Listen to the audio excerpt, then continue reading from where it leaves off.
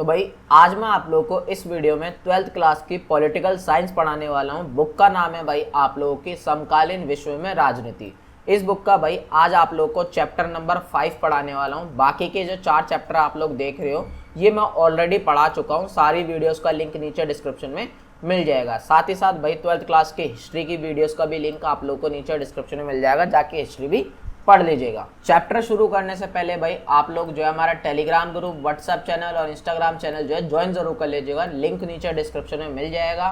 वहाँ पे आप लोगों को ये जो नोट्स हैं ये फ्री में मिल जाएंगे। साथ ही साथ सारी लेटेस्ट अपडेट मिल जाएगी और आप लोगों को सारी वीडियोस का लिंक भी आप लोगों को वहाँ पे मिल जाएगा, तो ज्वाइन करना मत भूलिएगा। बात करते हैं भाई आप लोगों के चैप्टर की। चैप्टर का नाम है भाई आप लोगों का समकालीन विश्व में सुरक्षा। बेसिकली भाई इस चैप्टर में जो है हमें सुरक्षा के बारे में ही पढ़ना है। ज़्यादा इंपॉर्टेंट चैप्टर नहीं है क्योंकि ज़्यादा कुछ नहीं पूछा जाता आप लोगों के एग्जाम में इस चैप्टर से, तो फटाफट आप लोगों को समझाने की कोशिश करता हूँ इस चैप्टर के बारे में। तो सबसे पहले तो भाई आप लोगों को सुरक्षा का मतलब क्या होता है यही पता होना बहुत ज़्यादा ज़रूरी है। अब मान लो भाई ये हो आप और मैं अब आपको बोल रहा हूँ कि भाई तुम बचो, तुम्हें जो है खतरा है तो तुम्हें अपनी सुरक्षा करनी चाहिए। आप लोगों को भाई सिंपली क्वेश्चन यही आएगा कि सर किस चीज़ से सुरक्षा करें, किस चीज़ से बचे हम। फिर मैं आप लोगों को बताऊंगा कि भाई कोई एक बंदा है जो आपको मारना चाहता है, तब तो आप लोगों को समझ में आएगा हाँ भाई इस पर्सन से जो है हमें बचना है क्योंकि इस पर्सन से क्या है हमें खतरा है। तब जाके जो है आप लोग इस पर्सन से बचना स्टार्ट करोगे, अपनी सुरक्षा करोगे। तो यही मतलब होता है भाई सुरक्षा का भी, यानी कि खतरे से बचना ही हमारा सुरक्षा कहलाता है। बुक में भाई आप लोगों को जो है ये लाइन लिखी हुई मिल जाएगी, खतरे से आज़ादी। और वही मैंने आप लोगों को बताया, खतरे से बचना ही क्या होता है सुरक्षा कहलाता है, यानी खतरे से आज़ाद होना ही सुरक्षा कहलाता है। आई होप आप लोगों को सुरक्षा का मतलब बहुत अच्छे से समझ में आ चुका होगा। अब देखा जाए तो भाई हमारी डेली लाइफ में छोटे मोटे भी बहुत सारे खतरे होते हैं और बड़े बड़े भी बहुत खतरे होते हैं, और हमें पता थोड़ी है कि भाई कब कौन सा खतरा आ जाए, कब क्या हो जाए हमारी लाइफ में, हमें कुछ भी नहीं पता होता।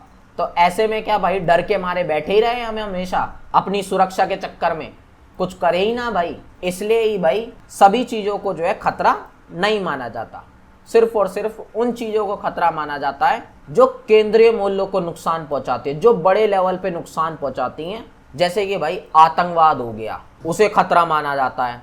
कोई बड़ी बीमारी हो गई जैसे कि भाई कोरोना आया था ना, उसे खतरा माना जाएगा। लड़ाई दंगे वगैरह हो गए भाई देश में, उसे खतरा माना जाएगा। कोई प्राकृतिक आपदा आ गई, बाढ़, सुनामी, भूकंप वगैरह, उसे खतरा माना जाएगा। मतलब हम उन चीज़ों को खतरा मानेंगे जिनसे भाई केंद्रीय मूल्य, मानव के मूल्यों को, यानी कि बड़े लेवल पे जो है हमें नुकसान होता हो, हम सिर्फ उन्हीं चीज़ों को खतरा मानते हैं और उन्हीं चीज़ों से जो है हमें सुरक्षा करनी होती है, उन्हीं सारी चीज़ों से हमें बचना होता है। ऐसा नहीं कि भाई दिनचर्या में, डेली लाइफ में तो हमें ऐसे बहुत से खतरे होते हैं। हो सकता है भाई पंखा गिर जाए आप लोगों के सर पे, तो क्या आप छुप के थोड़ी बैठे रहोगे हमेशा? नहीं। तो ऐसे छोटे मोटे खतरों से जो है आप लोगों को फर्क नहीं पड़ता। इन सब चीज़ों को जो है सुरक्षा की कैटेगरी में नहीं रखा जाता, बल्कि जो बड़े खतरे होते हैं सिर्फ उन्हीं चीज़ों से जो है हमें बचना होता है, उन्हीं सब चीज़ों को जो है हमें सुरक्षा की कैटेगरी में रखना होता है। आई होप आप लोगों को सुरक्षा का मतलब बहुत अच्छे से समझ में आ गया होगा। इससे ज़्यादा भाई आप लोगों को समझने की ज़रूरत नहीं थी और ना ही आप लोगों के एग्जाम में कभी पूछेगा इससे ज़्यादा। बात करते हैं भाई आप लोगों के सुरक्षा के प्रकार से। सुरक्षा भी भाई 2 टाइप की होती है, एक होती है पारंपरिक सुरक्षा और एक होती है भाई हमारी अपारंपरिक सुरक्षा। क्या फ़र्क होता है दोनों में वो मैं आप लोगों को समझाता हूँ। देखो भाई पारंपरिक सुरक्षा में वो सारे खतरे आते हैं जो सैन्य खतरे होते हैं। सैन्य खतरे यानी कि कोई दूसरा देश ने भाई हमारे देश पर हमले कर दिए, या आतंकवाद है भाई, उसने भाई अपने लोगों को बेच के लोगों को मरवा दिया, बम वगैरह फेंक दिया, आतंकवादी हमले वगैरह कर दिए, या भाई देश में ही जो है हिंसा वगैरह हो जाए, बहुत बड़े लेवल पे लड़ाई दंगे वगैरह हो जाए, लोग जो हैं वो हथियार वगैरह का यूज़ करने लगे। तो ऐसे जो खतरे होते हैं जो सेना से रिलेटेड होते हैं, जो हथियार वगैरह से रिलेटेड होते हैं, उन सारे खतरों को जो है पारंपरिक सुरक्षा में रखा जाता है। और पारंपरिक सुरक्षा में ऐसे ही खतरों से बचा जाता है जो हथियार वगैरह से रिलेटेड होते हैं, सेना वगैरह से रिलेटेड होते हैं, हिंसा वगैरह से रिलेटेड होते हैं। लेकिन जो अपारंपरिक खतरे होते हैं भाई, इनमें सैन्य खतरे तो आते ही आते हैं, मतलब कि इस टाइप के खतरे तो आते ही हैं जो अभी मैंने आप लोगों को समझाए। इसके साथ साथ और भी खतरे आते हैं, जैसे कि भाई कोई बड़े लेवल की बीमारी हो गई, जैसे कि मैंने आप लोगों को बताया कोरोना वगैरह हो गया, इस टाइप के खतरे भी अपारंपरिक में आते हैं। ग्लोबल वार्मिंग हो गई, यानी कि वैश्विक ताप वृद्धि हो गई। सिंपल बोलूं तो ये जो भाई ठंड इतनी ज़्यादा पड़ रही है या गर्मी इतनी ज़्यादा पड़ रही है, ये भी भाई एक तरीके का खतरा ही है आने वाली जनरेशन के लिए, आने वाले टाइम के लिए। कोई प्राकृतिक आपदा आ गई, बाढ़, सुनामी, भूकंप वगैरह आ गए, ज्वालामुखी फट गया, तो इस टाइप के खतरे जो है सारे अपारंपरिक खतरों में आते हैं। और इसी टाइप के सारे खतरों से बचने के जो है हम अपारंपरिक सुरक्षा कहते हैं। आई होप आप लोगों को दोनों का मतलब जो है बहुत अच्छे से समझ में आ गया होगा, अंतर भी दोनों में बहुत अच्छे से समझ में आ गया होगा। अब ये जो पारंपरिक मैंने आप लोगों को सुरक्षा बताई है ना, ये भी भाई दो टाइप की होती है। पहली होती है भाई हमारी बाहरी सुरक्षा और दूसरी होती है भाई हमारी आंतरिक सुरक्षा। बाहरी सुरक्षा वो कि मान लो ये भाई भारत है, भारत के इस साइड में आप देखोगे ये पाकिस्तान है, ऊपर देखोगे तो भाई यहाँ पे चीन है। तो अब भारत के बाहर से भाई कोई भी देश जो है हम पे हमला वगैरह कर सकता है, हमें नुकसान वगैरह पहुंचा सकता है। तो जो देश के बाहर से जो भाई हमें खतरा होता है उसे भाई हम बाहरी सुरक्षा में रखते हैं। और ऐसे खतरे जो भाई देश के बाहर के होते हैं, ऐसे खतरों से बचने को ही जो है हम बाहरी सुरक्षा कहते हैं। इसमें भाई आतंकवाद भी हो सकता है क्योंकि वो भी देश के बाहर से ही होता है। हालांकि देश के अंदर भी होता है आतंकवाद, लेकिन देश के बाहर भी होता है। आंतरिक सुरक्षा में भाई वो सारे सैन्य खतरे आते हैं जो देश के अंदर होते हैं, जैसे कि देश के अंदर ही भाई नक्सलवाद आपने सुना होगा, अलगाववाद आप लोगों ने सुना होगा, या हिंदू मुस्लिम के दंगे सुने होंगे, सांप्रदायिकता सुनी होगी, जाति के आधार पे जो लोग आपस में लड़ने लगते हैं, लड़ाई दंगे वगैरह करने लगते हैं, हथियार वगैरह उठा लेते हैं, एक दूसरे को मारने काटने लगते हैं। देश के अंदर ही अगर ये सैन्य नुकसान हो रहा है तो ऐसे जो खतरे जो देश के अंदर होते हैं, सेना से रिलेटेड जो होते हैं, जो हिंसा वगैरह से रिलेटेड होते हैं, हथियार वगैरह से रिलेटेड होते हैं, उन खतरों से बचने को ही हम आंतरिक सुरक्षा बोलते हैं क्योंकि ये देश के अंदर के होते हैं। आई होप आप लोगों को सब में जो है डिफरेंस समझ में आ गया होगा कि क्या होती है भाई पारंपरिक सुरक्षा, क्या होती है अपारंपरिक, क्या होती है बाहरी सुरक्षा और क्या होती है आंतरिक सुरक्षा। और यही सारे थे हमारे सुरक्षा के प्रकार। अब थोड़ा भाई डीप में जानते हैं इन्हीं चीज़ों के बारे में। तो सबसे पहले तो भाई हम पढ़ेंगे पारंपरिक जो सुरक्षा है उसमें ही भाई जो बाहरी सुरक्षा है उसके बारे में पढ़ेंगे, यानी कि आप देख सकते हो इसके बारे में हम पढ़ेंगे। पारंपरिक का तो मतलब मैंने बता ही दिया, यानी कि सेना वगैरह से रिलेटेड, हिंसा वगैरह से रिलेटेड, हथियार वगैरह से रिलेटेड जो भी खतरे हो। अब इसमें दो टाइप के खतरे आते हैं, एक देश के अंदर के और एक देश के बाहर के। तो अभी हम देश के बाहर के जो खतरे होते हैं, जो बाहरी सुरक्षा होती है, उसके बारे में पढ़ेंगे। ये चीज़ तो भाई मैं आप लोगों को ऑलरेडी बता चुका हूँ कि बाहरी सुरक्षा में भाई खतरे वगैरह जो होते हैं ना वो देश की सीमा से बाहर होते हैं, यानी कि बाहर आता है तो भारत को किसी दूसरे देश से खतरा होगा, ऐसे खतरों से ही बचने को हम बोलते हैं बाहरी सुरक्षा। और इसमें भाई मेनली जो सुरक्षा की जाती है ना वो देश की ही की जाती है। ऐसा नहीं है कि किसी भाई स्पेसिफिक पर्सन की सुरक्षा वगैरह करी जा रही हो, नहीं, इसमें जो है पूरे देश की सुरक्षा की जाती है। अब जब भाई बाहर से हम पे कोई नुकसान पहुंचाएगा, हमला पहुंचाएगा, तो वो पूरे देश को ही पहुंचाने की कोशिश करेगा। इस वजह से सुरक्षा भी जो है पूरे देश को ही की जाती है। ऐसा नहीं है किसी एक बंदे की या एक समाज की जो है या एक स्टेट की सुरक्षा कर रहे, ऐसा नहीं होता। पूरे देश की सुरक्षा हम करने की कोशिश करते हैं बाहरी सुरक्षा में। इस वजह से इसे राष्ट्रीय सुरक्षा भी कहते हैं। राष्ट्रीय मतलब आप लोगों को पता ही है, देश, यानी कि देश की सुरक्षा। और इसमें जो भाई सबसे ज़्यादा खतरनाक खतरे होते हैं वो सैन्य खतरे ही होते हैं, यानी कि दूसरा देश जो है हम पे सेना की कार्रवाई वगैरह कर देता है, युद्ध वगैरह हम पे लड़ लेता है, या आतंकवाद वगैरह जो है वो हम पे हमला वगैरह कर देते हैं।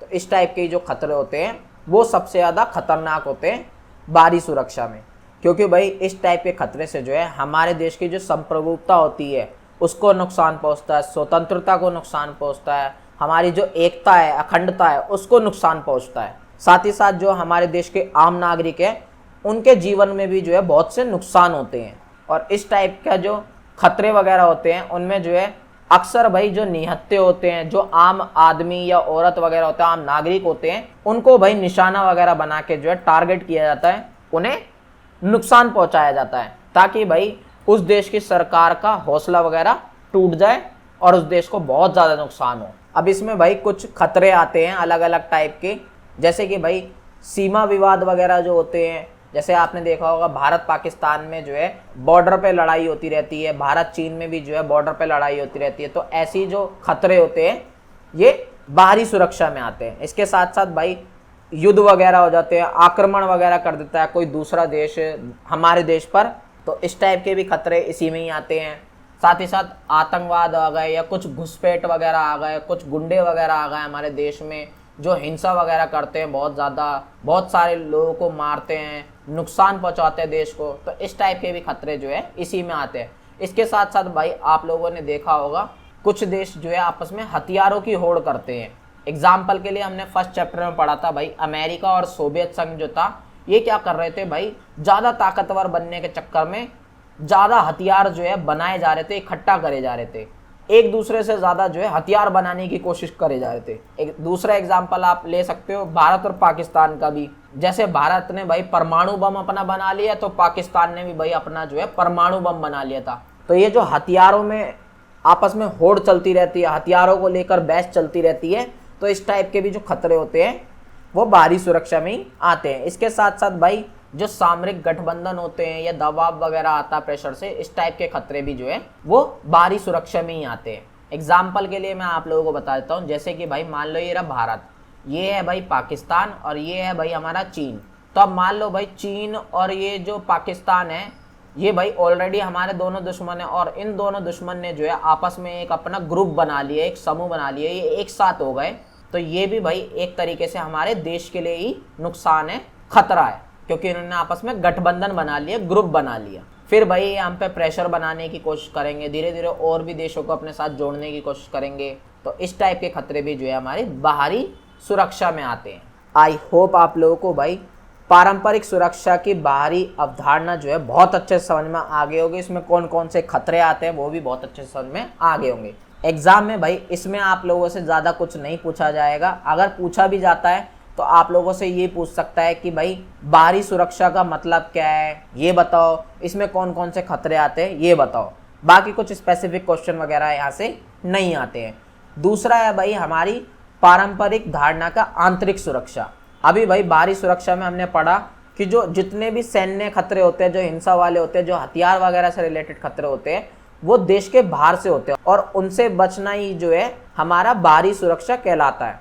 लेकिन इसमें जो है उल्टा है, इसमें क्या है भाई, देश के अंदर ही जो है ऐसे खतरे होंगे, ऐसी हिंसा होगी, ऐसे लड़ाई दंगे होंगे, ऐसे सैन्य कार्रवाई वगैरह होगी, और देश के अंदर ही जो ये सारे भाई नुकसान हो रहा है, ये सारे जो खतरे हैं, इनसे ही बचना जो है आंतरिक सुरक्षा कहलाता है।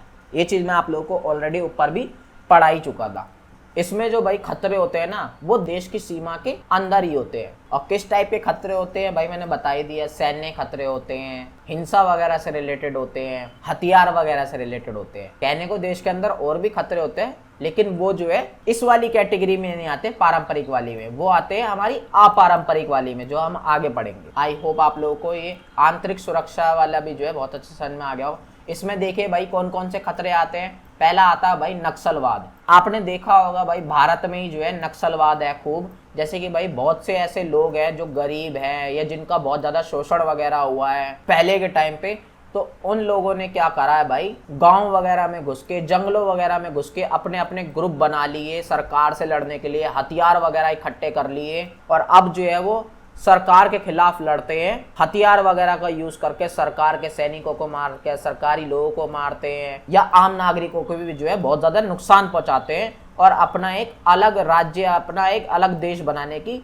बात करते हैं। तो इस टाइप के जो नक्सलवादी लोग होते हैं ये आंतरिक सुरक्षा में आते हैं। इसके साथ साथ भाई सांप्रदायिक हिंसा हो जाती है, सांप्रदायिक दंगे, जैसे हिंदू मुस्लिम भाई बहुत ज़्यादा कॉमन हो गए। हिंदू मुस्लिम के बीच में जो लड़ाई होती है, बहुत सी भाई आपस में जाति वगैरह में लेकर लड़ाई हो जाती है, या और भी जो तरह तरह के भाई दंगे होते हैं, जाति के आधार पे, रंग के आधार पे, धर्म के आधार पे जो हिंसा होती है, इस टाइप का भी खतरा जो है आंतरिक सुरक्षा में आता है। इसके साथ साथ राजनीतिक अस्थिरता, यानी कि आपस में भाई जो नेता वगैरह लड़ते रहते हैं, आपस में एक पॉलिटिकल पार्टी जो है आपस में लड़ती रहती हैं, सरकार जो है वो इस वजह से कभी स्टेबल नहीं हो पाती, यानी कि परमानेंट नहीं हो पाती, सरकारें बदलती रहती है, नेता बदलते रहते हैं, नए नए आते रहते हैं, जिससे जो है देश को नुकसान पहुंचता है जब कोई परमानेंट नेता वगैरह नहीं होता है देश में। इससे भाई विकास वगैरह भी जो है वो भी धीमा हो जाता है देश का। तो इस टाइप के खतरों से बचने भी आंतरिक सुरक्षा में आता है। और कैसे खतरे आते हैं भाई आंतरिक सुरक्षा में? जातीय हिंसा हो जाती है, यानी कि जात पात के नाम पे भेदभाव होता है, हिंसा होता है, तो इस टाइप के खतरे भी उसमें आते हैं। और अलगाववाद, ये बहुत अच्छा एग्जाम्पल है। आपने देखा होगा भाई भारत में ही बहुत से लोग हैं, बहुत से ऐसे राज्य के लोग हैं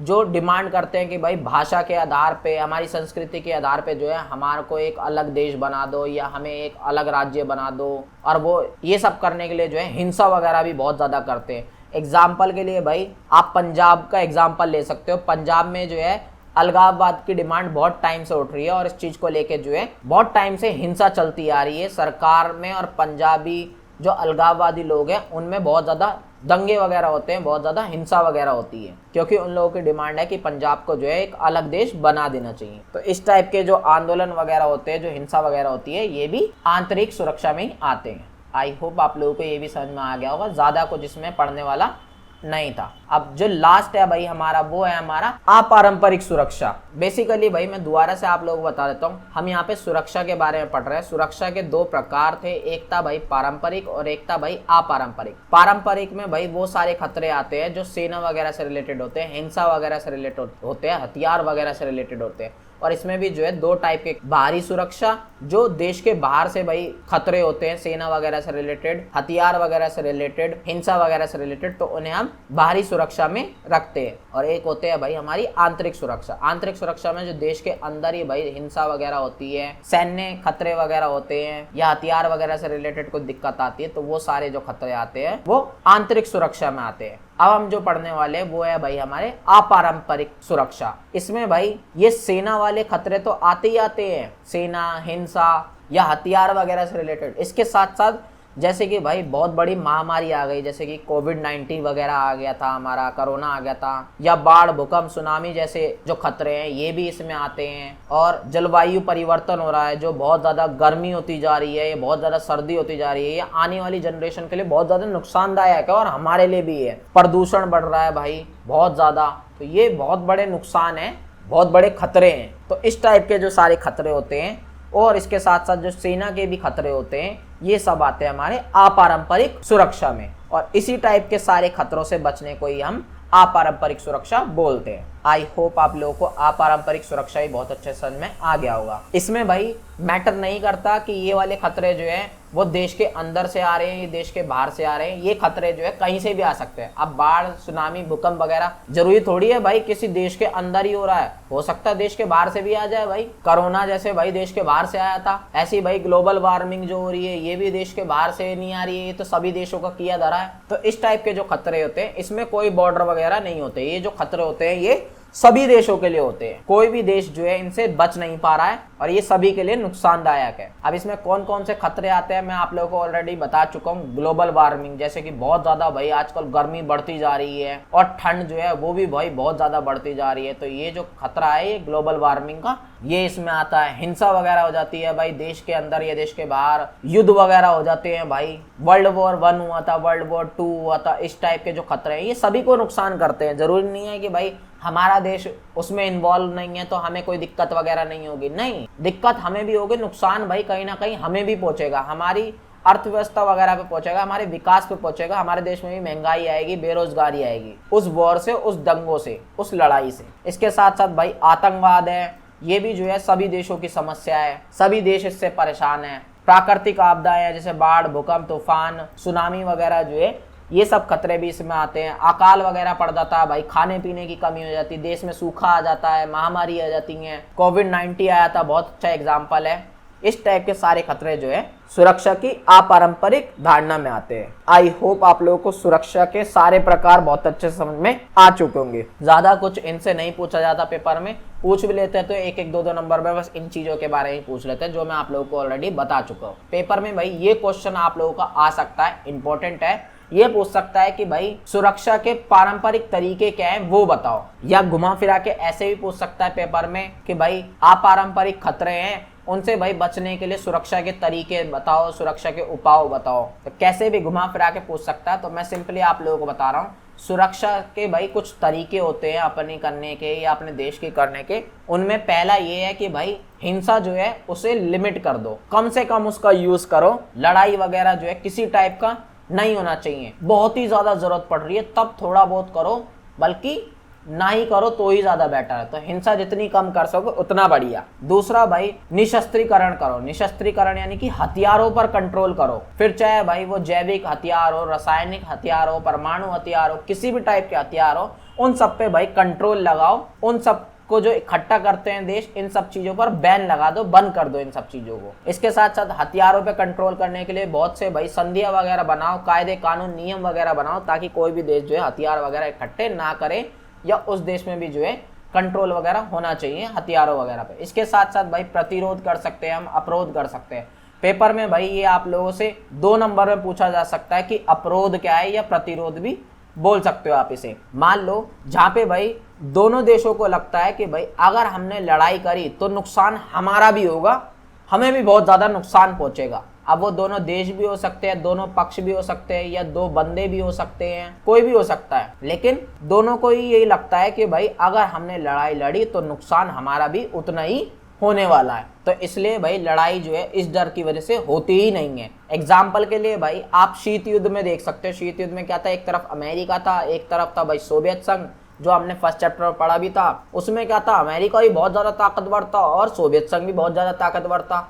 अब दोनों देशों के बीच बहुत कैडी दुश्मनी थी जो बहुत कई सालों तक चली, लेकिन कभी भी जो है दोनों देश आपस में नहीं लड़े, क्योंकि दोनों देशों को पता था भाई कि दोनों देश जो है बहुत ज्यादा पावरफुल है, और लड़ाई लड़ी तो दोनों देशों को जो है इक्वल नुकसान होगा, बहुत ज्यादा नुकसान होगा। इस वजह से कभी इन दोनों के बीच में लड़ाई हुई नहीं। तो ऐसी जो सिचुएशन होती है, ऐसी जो स्थिति बन जाती है, जो लड़ाई शुरू होने से पहले ही जो है खत्म हो जाती है, तो ऐसी सिचुएशन को हम कहते हैं प्रतिरोध या अवरोध। तो एक ये बहुत अच्छा तरीका है सैन्य खतरों से बचने के लिए, कि अपनी भी ताकत भाई इतनी बना लो कि जो हमारा शत्रु है वो हमें नुकसान ना पहुंचाए, नुकसान पहुंचाने से पहले भी 10 बार सोचे। तीसरा है भाई सैन्य कार्रवाई करना। अब मान लो भाई कोई आतंकवादी है, अगर वो हमें नुकसान पहुंचाया जा रहा तो उस पर भाई डायरेक्ट सैन्य कार्रवाई करो, उसे जो है खत्म ही कर दो पूरी जड़ से, सेना वगैरह भेज के। तो ये भी एक सॉल्यूशन है भाई खतरों से बचने का। लेकिन हर जगह भाई सैन्य कार्रवाई जो है काम नहीं आती है। फॉर एग्जाम्पल भाई कोविड-19 आया था, उसमें सैन्य कार्रवाई का क्या काम? बाढ़ भूकंप वगैरह ये सब आते हैं, उसमें क्या काम सैन्य कार्रवाई का? कोई काम नहीं है। इसी तरीके से भाई अगला जो तरीका है सुरक्षा करने का, युद्ध से रक्षा, यानी कि युद्ध वगैरह भाई लड़ो ही मत, होने ही मत दो युद्ध वगैरह, ना ही युद्ध में इन्वॉल्व वगैरह हो। और युद्ध की सिचुएशन वगैरह बन भी रही है तो उससे पीछे हट जाओ। और इसके साथ साथ भाई अपनी प्रैक्टिस भी पूरी रखो, सेना की, हथियार वगैरह भी पूरे जमा करके रखो, और अपनी प्लानिंग भी जो है पूरी अच्छे से करके रखो, ताकि भाई कोई दूसरा देश हमें कमजोर करके भी हम पे हमला ना कर दे, हम पे युद्ध ना छेड़ दे। आगे है भाई शक्ति संतुलन। ये भी बहुत ज्यादा इंपॉर्टेंट है, 1-2 नंबर में भाई आप लोगों से एग्जाम में पूछ लेता है। याद रखना शक्ति संतुलन क्या है, ये पूछता है एग्जाम में। बेसिकली क्या है कि मान लो भाई ये है भारत, और भारत के भाई पड़ोसी देश बतेरे हैं, एक इस तरफ भाई हमारा पाकिस्तान है, इस तरफ चीन है, और भी बहुत सारे देश हैं। अब ऐसे में भाई भारत को जो है पता लग जाएगा देख के कि जितने भी भाई हमारे पड़ोसी देश हैं उन्हें देखकर साफ साफ हमें ये पता लग जाएगा कि भाई आने वाले टाइम में हमें किससे जो है नुकसान हो सकता है, कौन सा देश जो है हम पे हमला कर सकता है, देख के पता चलता है भाई। अब मान लो चीन जो है वो हमसे ज्यादा पावरफुल है, साफ सीधा सा देख के पता लगता है कि भाई अगर हमने अपनी पावर नहीं बढ़ाई तो चीन जो है एक टाइम ऐसा आएगा हम पे हमला कर देगा। सेम हमें भाई पाकिस्तान का लगता है, हालांकि पाकिस्तान जो है वो हमसे ज्यादा पावरफुल नहीं है, लेकिन हथियार तो उसके पास भी है। तो ऐसी सिचुएशन को देख के जो भाई इंडिया है वो थोड़ी पीछे बैठेगा, वो क्या करेगा भाई, वो भी जो है फ्यूचर के लिए जो है हथियार बनाएगा, ताकि भाई वो भी जो है इक्वली पावरफुल हो जाए, यानी कि इन दोनों के बराबर या इनसे ज्यादा जो है पावरफुल हो जाए। हथियार वगैरह बनाएगा, उन सब चीजों के लिए प्लानिंग करेगा, सुरक्षा वगैरह करेगा, हर चीज करेगा इंडिया भी, ताकि लेवल पे आ जाए इंडिया भी, ताकि इन फ्यूचर भाई कोई हमला करने की सोचे भी तो सोचने से पहले भी 10 बार सोचे कि भाई उसके पास भी बराबर की पावर है। तो ये जो शक्ति को हम बैलेंस कर रहे हैं ना, ये जो एक देश दूसरे देश के बराबर अपनी शक्ति को बैलेंस करता है, हथियार वगैरह को बना के या और भी अपनी पावरों को पूरी बना के जो बैलेंस करता है ये अपनी शक्तियों को, ताकि भाई फ्यूचर में कोई देश उस पर हमला ना कर सके। तो ये जो शक्तियों को बैलेंस करना ही, ये आपस में भाई पूरा बना के रखना, इसी को ही कहते हैं शक्ति संतुलन। आई होप आप लोगों को बहुत अच्छे से समझ में आ गया होगा शक्ति संतुलन भी क्या है। यानी कि अपने दुश्मनों के बराबर ही भाई अपनी ताकत को कर लेना, ताकि दुश्मन भी भाई 4 बार सोचे हमला करने से पहले, इसी को हम कहते हैं शक्ति संतुलन। आगे है भाई गठबंधन बनाना, सुरक्षा करने का ये बहुत अच्छा तरीका है। मान लो भाई जब कोविड-19 वगैरह आया था या बाढ़ भूकंप वगैरह सुनामी टाइप की चीजें आ जाती, तो ऐसे में क्या होता है भाई, ऐसे में हमें किसी दूसरे दोस्त की जरूरत पड़ती है। वो दूसरा देश कौन होगा हमारे लिए, दूसरा देश होगा। तो ऐसे में जो है हमें बाकी सारे देशों के साथ भी जो है संबंध अच्छे बना के रखना चाहिए, उनके साथ गठबंधन ग्रुप बना के रखना चाहिए ताकि जरूरत पड़ने पे वो हमारी मदद कर सके। मान लो कोई भाई दूसरे देश ने हमारे पे हमला कर दिया, तो वो दूसरे जिसका साथ हमारा संगठन है वो हमारी मदद कर सके। तो हमें गठबंधन संगठन बनाना भी बहुत ज्यादा जरूरी है सुरक्षा करने के लिए अपने। आगे है भाई सहयोग मूलक सुरक्षा। पेपर में भाई ये भी बहुत ज्यादा पूछ लिया जाता है आप लोगों से 1-2 नंबर में कि सहयोग मूलक सुरक्षा क्या है, बताइए। नाम से ही समझ में आ रहा है सहयोग, ये सुरक्षा का भाई वो तरीका है जिसमें भाई सेना वगैरह तुम्हारी काम नहीं आएगी, बल्कि आपस में सहयोग करके ही तुम्हें जो है सुरक्षा वगैरह अपनी करनी पड़ेगी।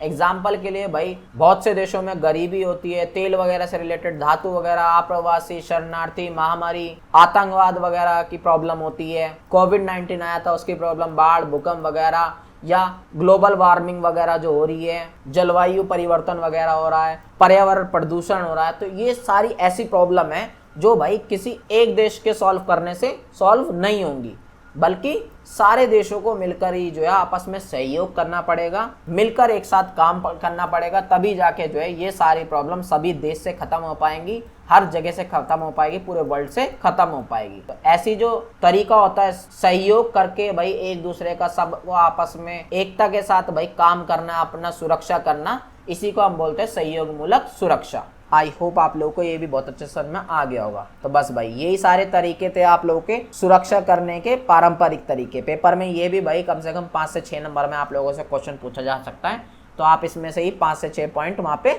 लिख सकते हो इसी टाइप से। अब अगला जो भाई आप लोगों का है इंपॉर्टेंट क्वेश्चन जो आप लोगों का पूछा जाता है एग्जाम में, वो ये है कि भाई खतरे के कुछ नए स्रोत हैं उनके बारे में बताओ। पेपर में क्वेश्चन आता है भाई इंपॉर्टेंट 5 नंबर में, तो याद रखना। अभी तक भाई हमने जितने भी खतरे वगैरह पढ़े वो सारे खतरे जो थे कॉमन थे और बहुत टाइम से चलते आ रहे थे, लेकिन कुछ खतरे ऐसे हैं जो बहुत ही ज्यादा पुराने टाइम से नहीं चल रहे हैं, बल्कि अभी नए नए जो है डेवलप हुए हैं या आने वाले टाइम में और ज्यादा डेवलप हो जाएंगे और नए नए निकल कर आ जाएंगे। जिनमें भाई पहला खतरा है पॉवर्टी, निर्धनता यानी कि गरीबी। ये एक ऐसा खतरा है जो भाई ऑलमोस्ट सभी देशों में है। गरीबी भाई बड़े से बड़े देश में आप लोगों को गरीबी देखने के लिए मिल जाएगी, पॉवर्टी देखने के लिए मिल जाएगी, और इसमें भाई सेना वगैरह तुम्हारी कुछ भी काम नहीं आ सकती है। इसके लिए भाई सरकार को काम करना पड़ेगा, उस देश के सारे देशों को जो है आपस में मिल बांट के काम करना पड़ेगा। दूसरा जो भाई नया स्रोत है खतरे का, जो नया है वो है भाई आतंकवाद।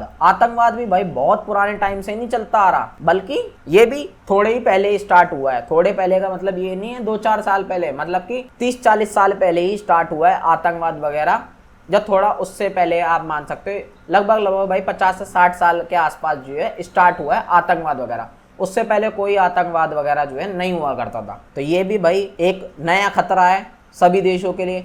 इसके साथ साथ और क्या नया खतरा है भाई, शरणार्थियों की समस्या। शरणार्थी मतलब कि भाई किसी देश में युद्ध वगैरह हो जाती है, हिंसा वगैरह हो जाती है, या आपदाएं वगैरह आ जाती है, बहुत ज्यादा दिक्कत वगैरह आ जाती है, तो वहां के लोग क्या करते हैं भाई, उस देश को छोड़ के किसी दूसरे देश में जो है निकल कर भाग कर आ जाते हैं और वहीं रहने लग जाते हैं, वहीं बसने लग जाते हैं, जिस वजह से भाई वहाँ के लोगों को बहुत ज़्यादा जो है नुकसान होता है। उन लोगों को बहुत सी दिक्कत आती है, वहाँ की सरकार को भी बहुत ज़्यादा दिक्कतें आती हैं। एग्जाम्पल के लिए भाई जो बांग्लादेश के लोग थे वो 1971 में बहुत आ गए थे, और आज के टाइम पे भारत को उन सारे लोगों की वजह से बहुत ज़्यादा प्रॉब्लम हो रही है, शरणार्थियों की प्रॉब्लम हो रही है। तो ये जो समस्या है ये भी बहुत सारे देशों में है आजकल, और ये नई समस्या है। आगे है भाई प्रदूषण। अब प्रदूषण भाई जल प्रदूषण भी होता है, वायु प्रदूषण, भूमि प्रदूषण, किसी भी टाइप का प्रदूषण हो, ये एक ऐसी समस्या है जिससे सभी देश जो है बहुत ज्यादा परेशान है, पूरा वर्ल्ड परेशान है, लेकिन सॉल्यूशन करने के लिए कोई तैयार नहीं है। और सॉल्यूशन तभी होगा जब सभी देश जो है आपस में मिलकर सहयोग करके काम करेंगे, जब सहयोग मूलक सुरक्षा करेंगे। आगे है भाई आपदाएं। आपदाएं भाई किसी का पता थोड़ी है कौन से देश में आ जाए, बाढ़ भूकंप सुनामी सूखा प्राकृतिक आपदा जो भी होती हैं, किसी का कुछ पता नहीं है भाई। कोसी में भी जो है आपदा आ सकती है देश में, या औद्योगिक दुर्घटना हो सकती है, कहीं पे आग वगैरह लग सकती है बड़े लेवल की। तो इस टाइप की जो आपदाएं हैं ये भी आजकल नए खतरे हैं। पहले के टाइम पे भाई लोग जो थे वो ज्यादा तेजस्वी नहीं थे, ज्यादा समझदार वगैरह नहीं थे, तो इस टाइप के जो खतरे थे थोड़े कम ही आते थे, क्योंकि हम प्रकृति से भी भाई कम खिलवाड़ वगैरह करते थे। लेकिन आज के टाइम पे ये सब चीज़ें जो है बहुत ज़्यादा बढ़ गई हैं। इसके साथ साथ कुछ बीमारियां ऐसे हैं जो आज के टाइम पे बहुत ज़्यादा बढ़ गई हैं, जैसे कि एड्स है, बर्ड फ्लू वगैरह है, कोरोना वगैरह हम कह सकते हैं, एग्जाम्पल बहुत अच्छा है। कुछ महामारियाँ पेंडेमिक्स, जैसे कि कोरोना आया था भाई, ये आज टाइम की नई बीमारियां हैं। ग्लोबल वार्मिंग, ये भाई आज के टाइम की बहुत बड़ी समस्या है। क्या हो रहा है बेसिकली भाई, जो पृथ्वी है ना उसका टेम्परेचर बहुत ज़्यादा बढ़ता जा रहा है। अब वो टेम्परेचर इस वजह से बढ़ रहा है क्योंकि पृथ्वी के भाई चारों ओर ना एक ओजोन परत होती है, एक गैस की लेयर होती है। वो क्या करती है, सूरज की जो किरणें होती है ना, वो डायरेक्टली हमारे पृथ्वी पर आने नहीं देती है, बल्कि क्या होता है, वो उसे छान के भेजती है छन्नी की तरह, जिससे हमारी पृथ्वी को थोड़ा कम नुकसान होता है, कम गर्मी होती है। लेकिन भाई इंसानों ने जो है एसी फ्रिज वगैरह चला के, पॉल्यूशन वगैरह कर करके जो है ये जो परत होती है ओजोन परत, इसमें छेद कर दिया है। ये परत जो है पतली होती चली जा रही है, जिस वजह से अब जो है सूरज की किरणें डायरेक्ट आ रही हैं पृथ्वी पर, और पृथ्वी पर जो है गर्मी बढ़ती जा रही है। गर्मी बढ़ रही है तो भाई जो हिमनद वगैरह है, यानी कि जो बर्फ वगैरह है पृथ्वी पे, वो सारी पिघल रही है। वो पिघल रही है तो भाई समुद्र का पानी जो है वो भी बढ़ रहा है, जिससे आने वाले टाइम में बहुत ज्यादा खतरा जो है हमें होने वाला है। तो ये एक बहुत बड़ी समस्या है आने वाले टाइम में और करंट टाइम में भी।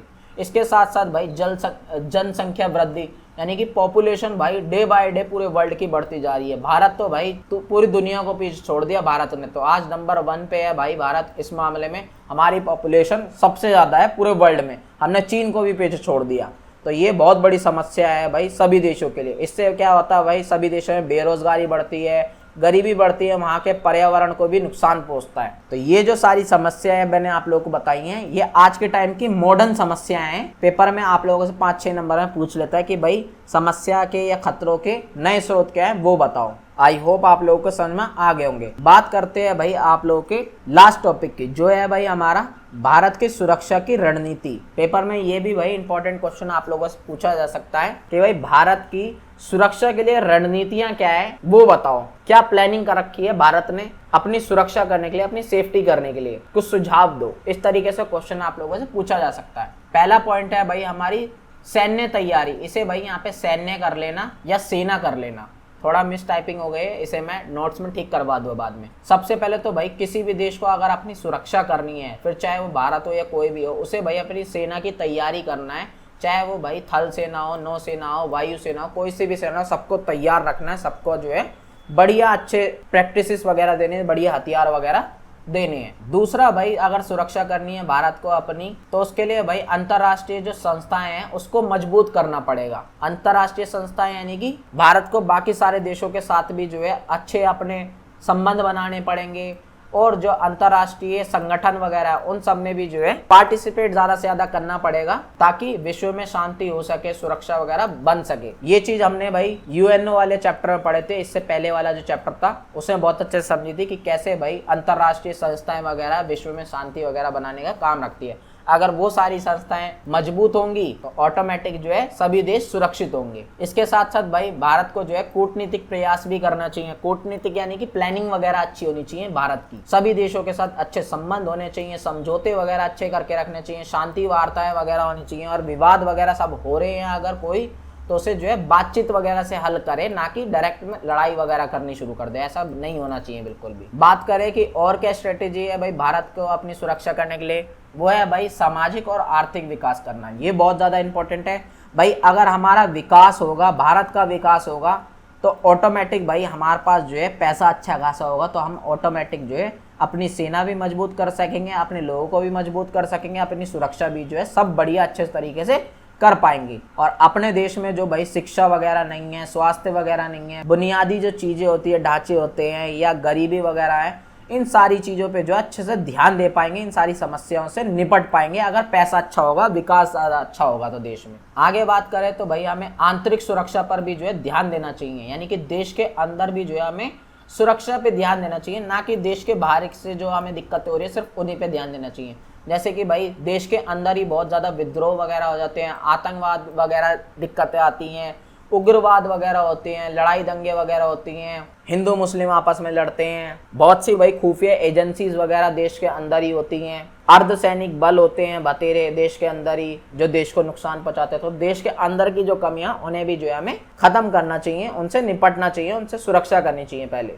दूसरा है भाई हमारी परमाणु नीति जो है ना वो बहुत अच्छी होनी चाहिए। अच्छी मतलब कि भारत की परमाणु नीति ये है कि भाई हम जो है पहले परमाणु बम का जो है यूज नहीं करेंगे। अगर किसी ने भाई हमारे पे परमाणु बम छोड़ा तो जाके हम परमाणु बम का यूज करेंगे, वरना पहले भाई हम परमाणु बम जो है यूज नहीं करेंगे। हमने जो परमाणु बम बनाया है वो भाई इसलिए बनाया ताकि कोई दूसरा देश हम पे हमला ना कर सके। हमने अपनी सेफ्टी के लिए बनाया है, ना कि भाई दूसरे के ऊपर छोड़ने के लिए, दूसरे को नुकसान पहुंचाने के लिए। लेकिन भाई हम तब भी चुप नहीं बैठेंगे, अगर किसी ने हमारे ऊपर छोड़ा तो हम भी छोड़ेंगे। भारत की परमाणु नीति ये कहती है, लेकिन पहले हमला हम नहीं करेंगे परमाणु बम का। जो लास्ट पॉइंट है वो भाई ये है आप लोगों का कि आर्थिक और तकनीकी सुरक्षा, यानी कि हमें आर्थिक रूप से तो विकास करना चाहिए, इसके साथ साथ हमारी टेक्नोलॉजी जो है हमें उसे भी बहुत अच्छे से बढ़ाना चाहिए। क्योंकि भाई आजकल जो है साइबर अटैक वगैरह बहुत हो रहे हैं, इसको थोड़ा अच्छा करना चाहिए। हमारे जो ऊर्जा संसाधन है इसे अच्छा करना चाहिए ताकि आने वाले टाइम में हमें इससे रिलेटेड भी कोई भी प्रॉब्लम वगैरह ना आए। तो बस भाई यहाँ पे जो है आप लोगों का सुरक्षा वाला चैप्टर ये खत्म होता है। इससे ज़्यादा आप लोगों को कोई और पढ़ने की ज़रूरत नहीं है। मैं अगेन रिपीट करता हूँ, इस चैप्टर से ज़्यादा कुछ नहीं आता है। जितना आता है मैंने आप लोगों को करा दिया आप लोगों के सिलेबस के अकॉर्डिंग। इससे बाहर आप लोगों का एक भी शब्द नहीं आएगा, इस चीज़ की मैं गारंटी लेता हूँ। बाकी चैनल को सब्सक्राइब कर दीजिएगा, वीडियो को लाइक कर दीजिएगा। हमारे Telegram group, WhatsApp channel, Instagram channel जो है ज्वाइन करना मत भूलिएगा। PDF आप लोगों को वहाँ पे मिल जाएगी फ्री में। एक प्यारा सा कमेंट और छोड़ देना हमारी मोटिवेशन के लिए। मिलते हैं नेक्स्ट वीडियो में।